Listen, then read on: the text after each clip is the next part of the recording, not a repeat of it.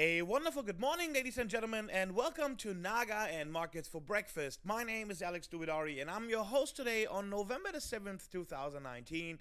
And we want to look at the markets this morning for the European Open. And many things are happening that we actually somewhat anticipated yesterday, or at least we cautioned about this possibly being happening, and which is very simply stated that the euphoria of the days before of that phase one deal has completely faded out. And why is that the case? Because China continues to make demands that the US must scrap tariffs for a trade deal.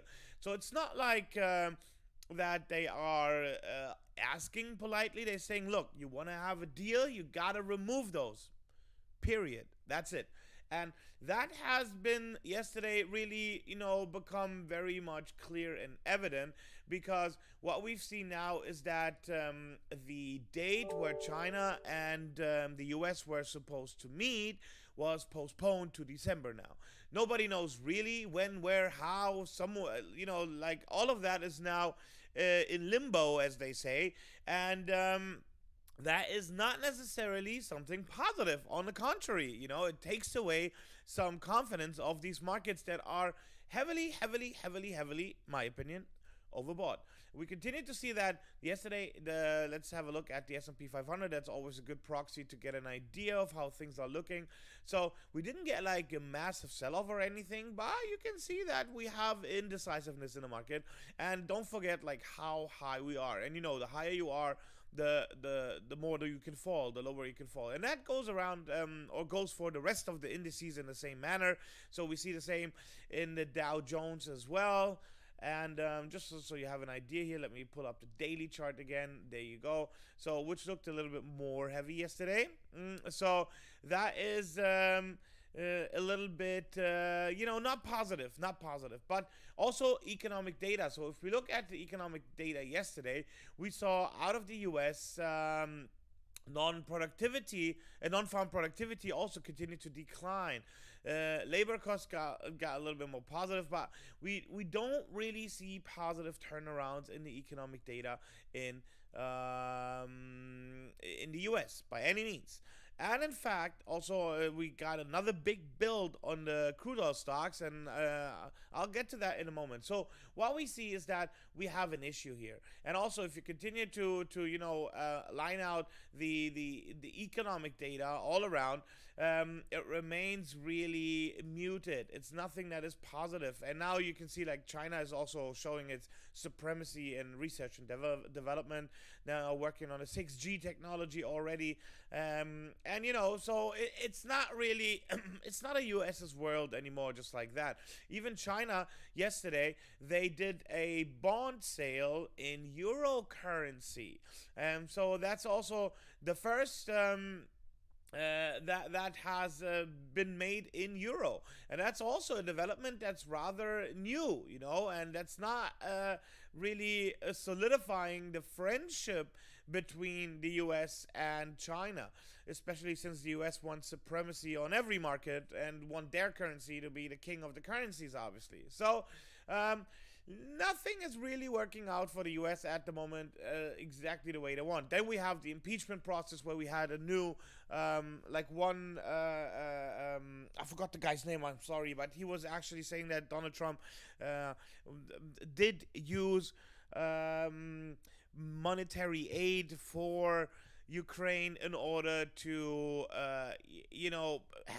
make them do something that would help him in the next election, which was against Biden and his son. So also on a political front, Donald Trump is more under fire. So the question is like, okay, how do we continue from here? And it looks like the stresses are mounting from all directions. So the risk that this US-China phase one trade deal could fall apart is not anymore a fantasy.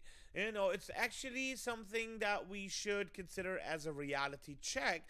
The latest developments very, very clearly show that this deal was now delayed until December, and that there are also, that people are happy with how things are developing on both, especially in the US side.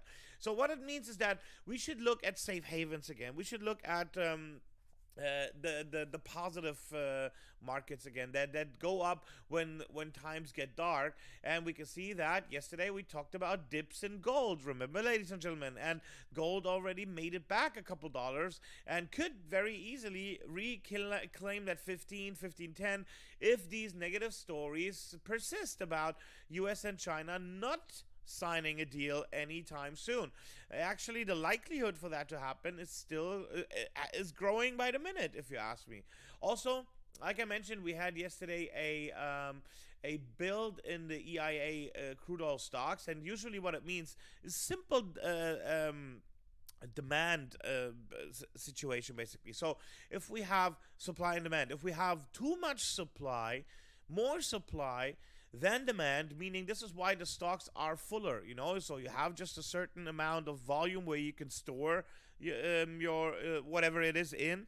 And if your stocks get fuller and fuller and fuller, it means people are not buying it. So there's a bigger supply than demand.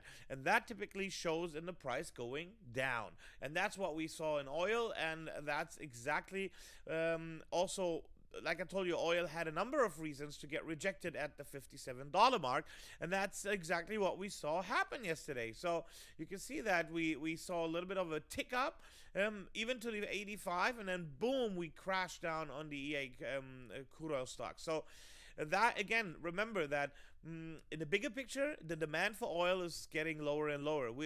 Like, for example, Germany is very much changing over to electric cars, and they're starting a big offensive. So the immediate outlook, and for sure the long-term outlook for oil, is not that positive. And that's why the oil price continues to be lower. And again, that 57 was not just a resistance from earlier, that was very important, but also the 200-day moving average came here. So there was a number of reasons why the market could have seen resistance here, and it did in fact see resistance. By the way, speaking about I want to show you that, where is she, about the oil story, which is also bad for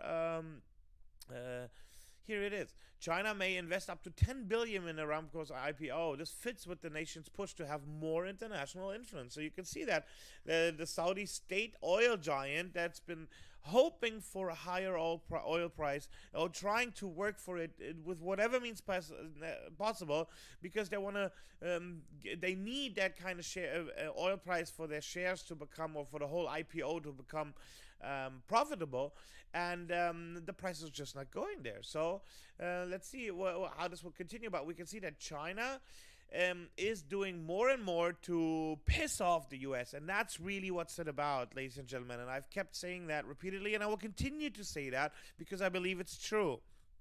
It was never just about a trade war. It's about supremacy in the world.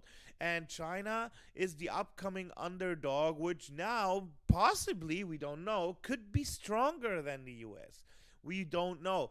And the US is fighting to keep their grip on the world's power and economy and anything, The US wants to continue to rule. Obviously, they are... nobody wants to give up that kind of position.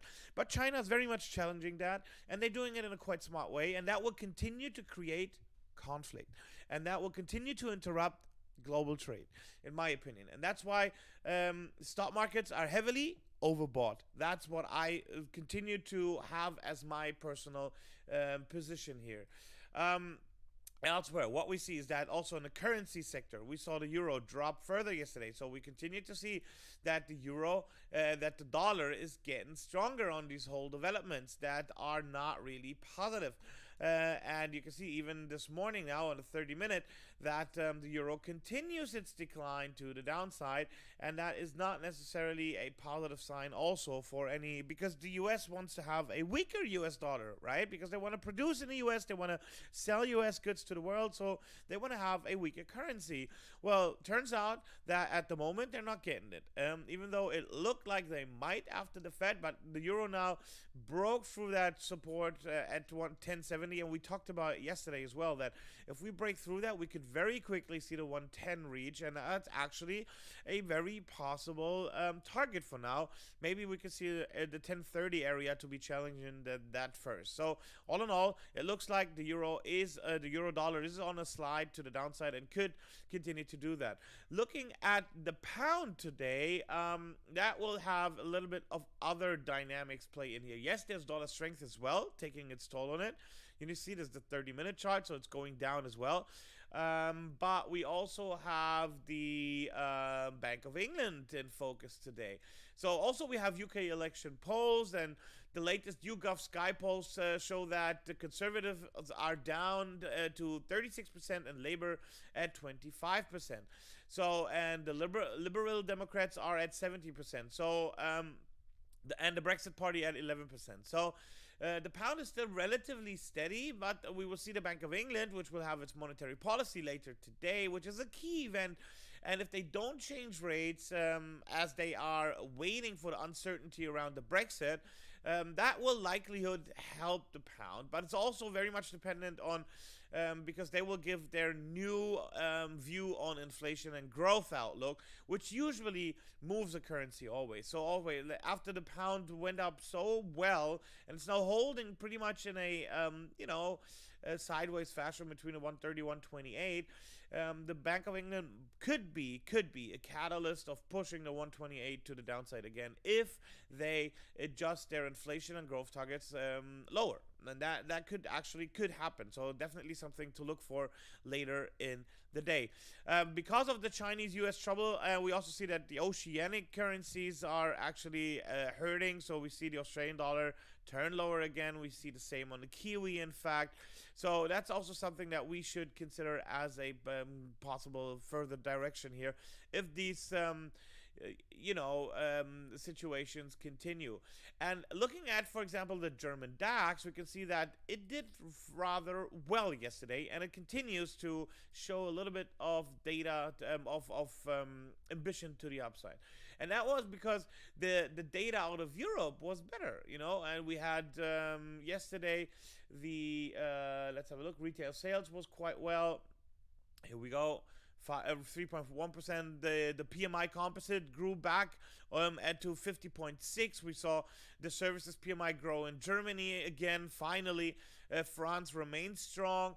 So and even though factory orders were less negative, so these things were seen as positives and pushed the DAX further up, which could, and also a weaker euro usually means a higher DAX because Germany is a very much exporting country. If its currency gets weaker, it means that more exports are cheaper and people are more likely to buy. So that's also something to consider here in the mix.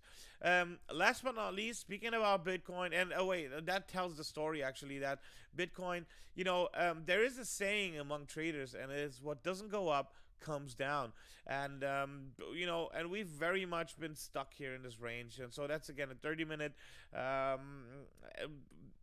Whenever we go up to the upper edge of the range, we come back to the lower end, and the contraction continues to be very, very, it gets less and less and less. But even that minute little bit hope glimpse of a possible trend to the upside was crushed yesterday and continues to see negative here, even though we're above the 9,000. So nothing has been decided here. Nonetheless, that little bit of a slightly bullish outlook from yesterday was now neutralized again.